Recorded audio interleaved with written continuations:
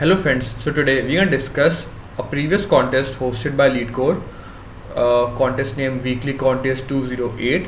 I have already posted a video on this contest, but the audio was not recorded by some glitch.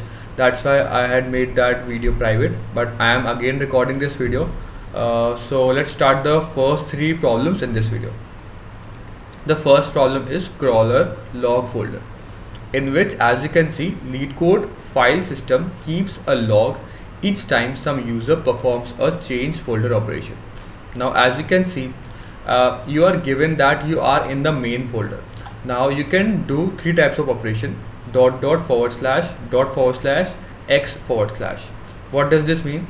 It means that if you print dot dot forward slash, then from the current directory you can go one directory back. If you print dots forward slash, then nothing will happen, you will remain in the same folder. If you print x forward slash, then you move to the child folder named x. So if you are on some folder and if you print x forward slash, then you will go to the child folder. So I will tell you more with this example. As you can see, initially you are in the main folder.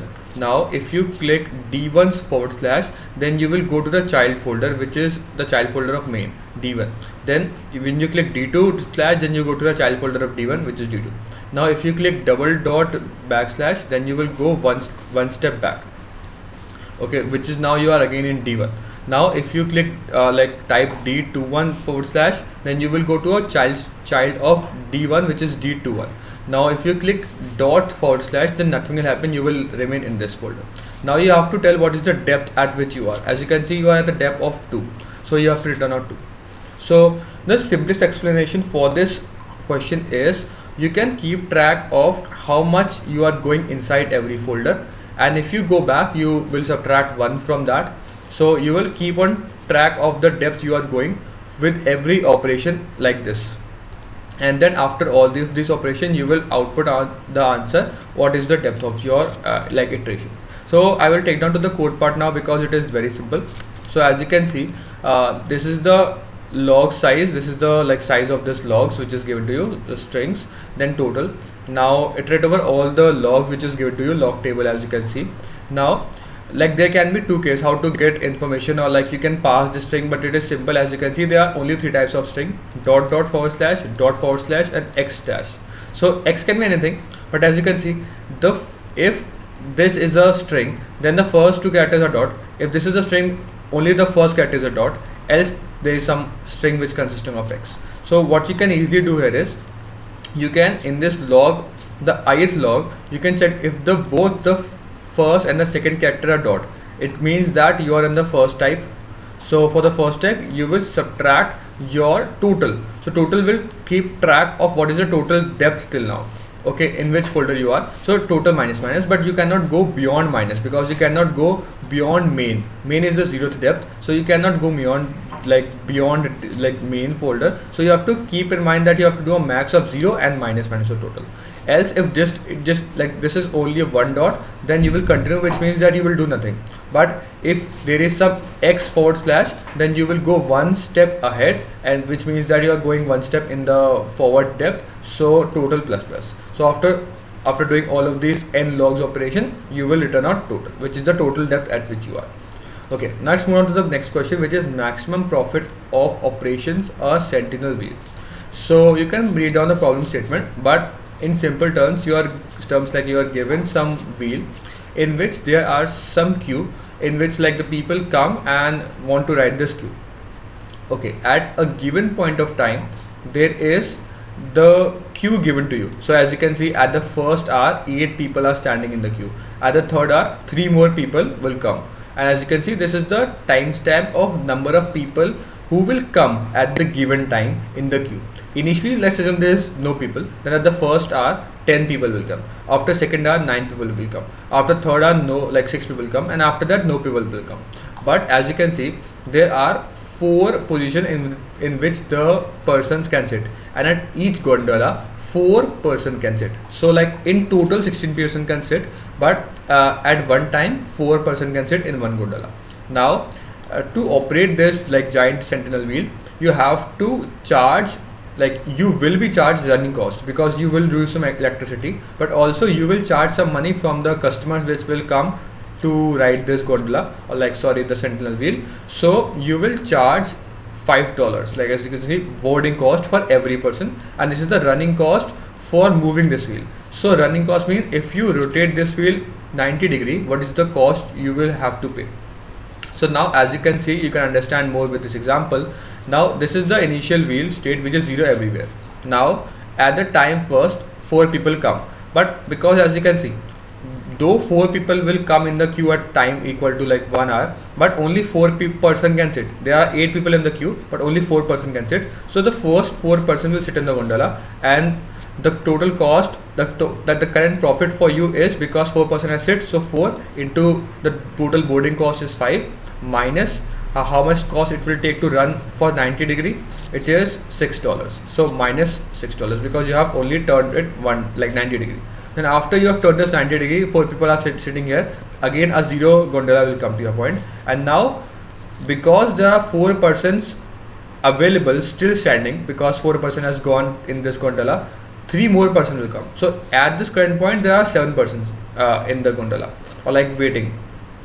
So 7 persons are waiting, but you will take the again 4 persons, and now your total profit will be, because now 8 persons are sitting, so 8 into 5 minus, because you have turned 2 times, so 2 into 6, it is 28.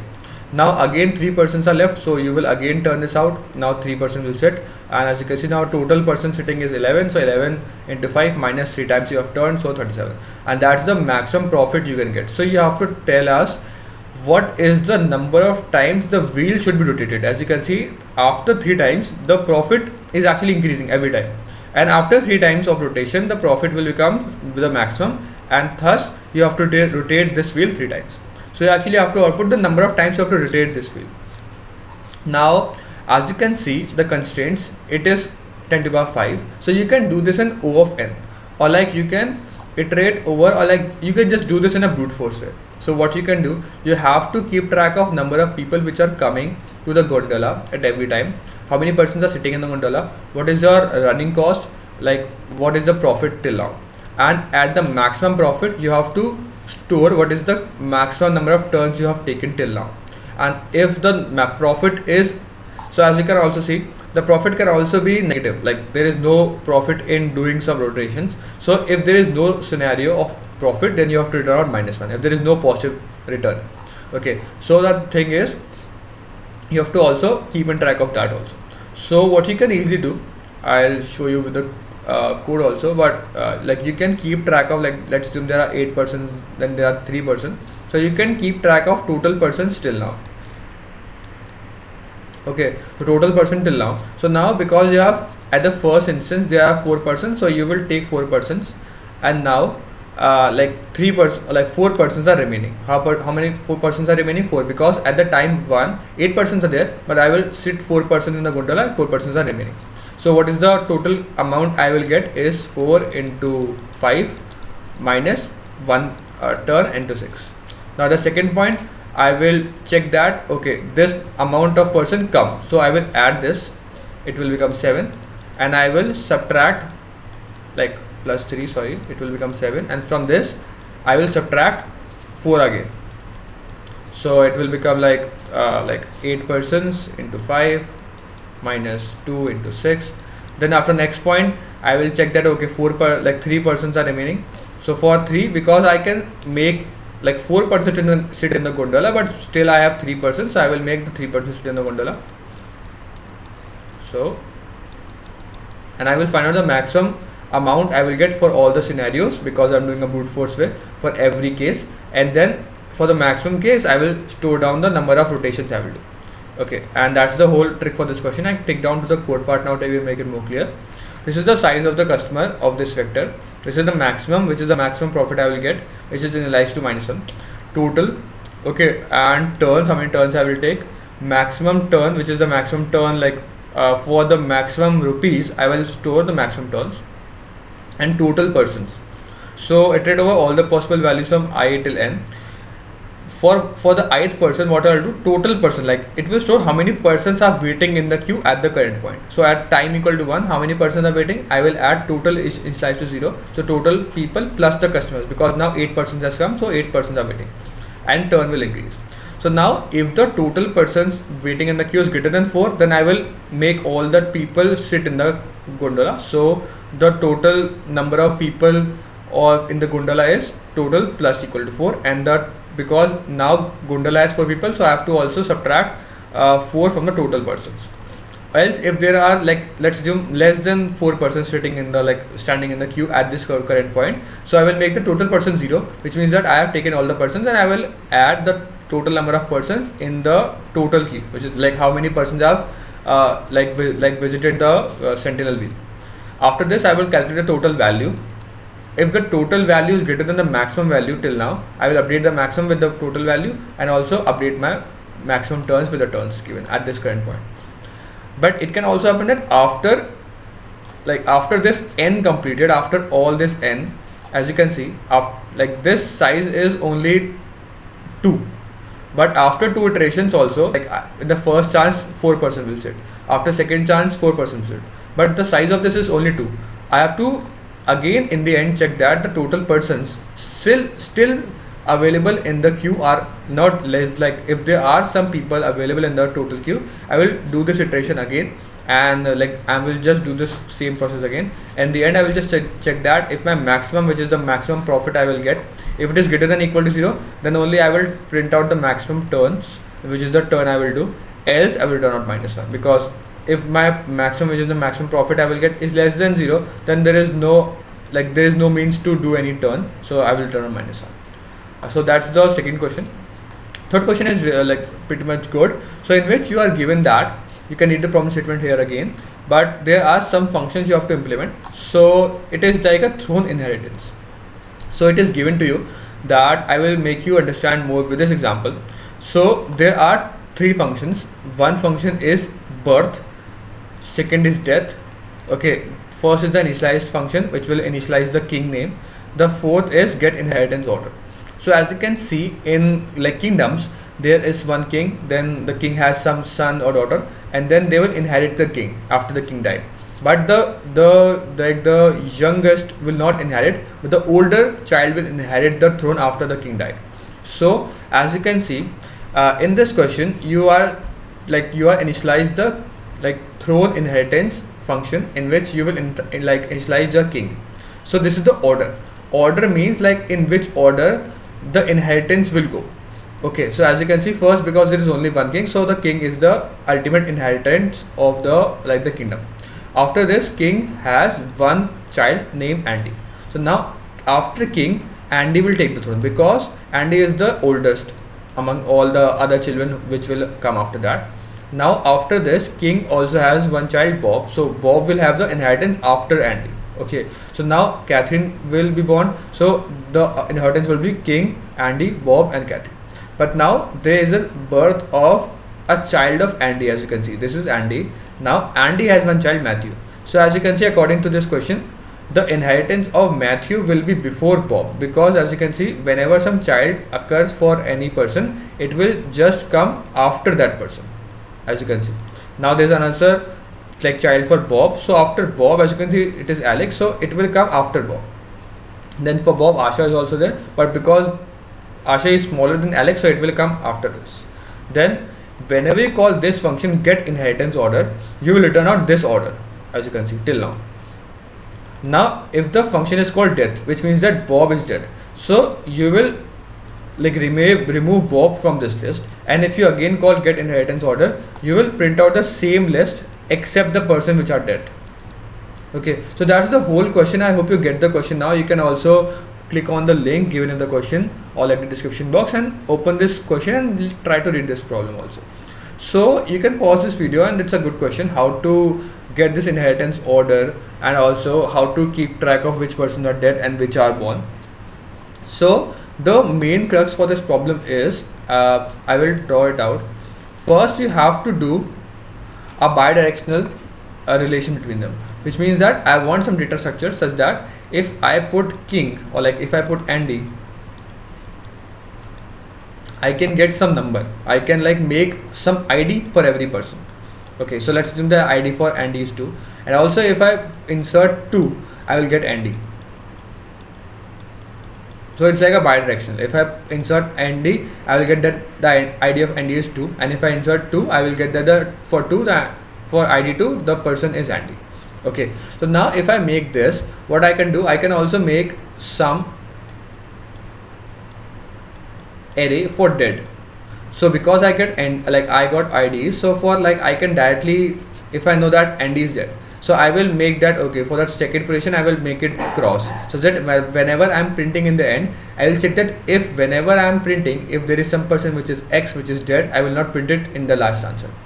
Also what I can make here is, because it is like, it's like, as you can observe, it is like a DFS order. So you can make a DFS call in this function. So what you can do, if you know that for the king, I will give king the ID 1, then the other person is, as you can see, Andy, Bob. Okay, so for Andy, this is the king, then it is Andy, so I will give Andy the like ID 2, then Bob I will give the ID 3. Okay, then let's assume that Andy has Matthew, so for Matthew I will give ID 4. So what I can make, I will make like a adjacency list, in which for the first list I will make the child of this is 2 and 3. I hope you get my point. Because so now, because Matthew is the child of 2, so for a 2 I will store the ID 4, because actually I am storing all the IDs of those persons. Because as you can see, if I run my DFS from the first point, I will first print 1, the king, then I will go to the second point, which is like Andy, and then from Andy I will go to its child. So from Andy, who are the child of Andy, which is 4. Then because there is no child, so I will come back, go to 3, and that's the order we have to print. As you can see, this is like a depth first search, DFS. So I will first make this like adjacency list for every person using the ID. So what I can do, I can make 2 maps. Okay, 2 maps. So 2 maps will be helpful to storing. One map will make a mapping from name to ID, and another for ID to name. Okay, and also I will keep track of a visited list, which will store for every ID name what are the children of that ID, like the person, and also I will make a like a count for all the persons who are dead. So I will make you understand how this function is working. So these are the unordered map for fast counting, like for fast processing, a string to integer and an integer to string. This is a vector to store out all the the adjacency list. This is the total to provide the ID to every person which is born. This is dead, who are dead. So to initialize this function, I will initialize my king. So I will initialize total plus plus, which means that the first person is born. So I will give him some ID. So total will increment, which is plus plus. So now the ID will total will become 1. So this is means that the king ID is 1. So what I will make, I will make for the first. So I will put for the king name, this is the string for, so as you can see for A, it will convert string to integer. So for A, for the king name, I will make this king name equal to the ID, which is ID is total. And also for the total in B, I will make this to the king name. So whenever whenever there is some birth, I will do the same. For I will increment my total, because total will give that person some ID, and for that ID I will make the child name equal to total and total equal to child name, so that it is a bidirectional relation. Then also I will have to also insert this child into its adjacency list. So what I will make, I will get the ID of parent. So I will make this adjacency list on the base of these IDs. So first I will just know in this function the parent name and child name. So I will get the parent name using, if I know the parent name, I can get parent ID using this map value. So if I insert this name, I will get the parent ID, and using this parent ID I will push back in the parent ID the child ID. So I will get the child ID here also. After this, if someone is dead, I will mark that dead ID, which is A dot name of that person, to be equal to 1. So now whenever I want to get the inheritance order, I have made this global answer vector. I will first clear it out, run a DFS from 1, because the 1 is the ID for king. Okay, and return out the vector itself. So how this function is calling, this DFS function, if as you can see, my initialize with my first JFS call is with the king, which is 1. Whenever I call this JFS function with any ID, if that person is not dead, how we can check that person is not dead? If it is dead, I will mark it like that person with 1. If it is not dead, then it will be 0. So for any person which is not dead, I will check that ID. So I'm actually sending out the ID for ID. If this person ID is not dead, which is 0, I will push back its name. So answer will store the string name. So that's why B is used. So B, from this ID I can get the name again. So I will push back B of U in this answer again, and then I will iterate over or run this JFS again over the child of this person, as you can see, and then return out this answer again in this following function. So it's just a DFS for every person, and also I will run out this DFS for every person. So I hope you get the gist of this problem. If you still have any doubts, mention down. Thank you for watching this video. I'll see you next one. Keep coding. Bye.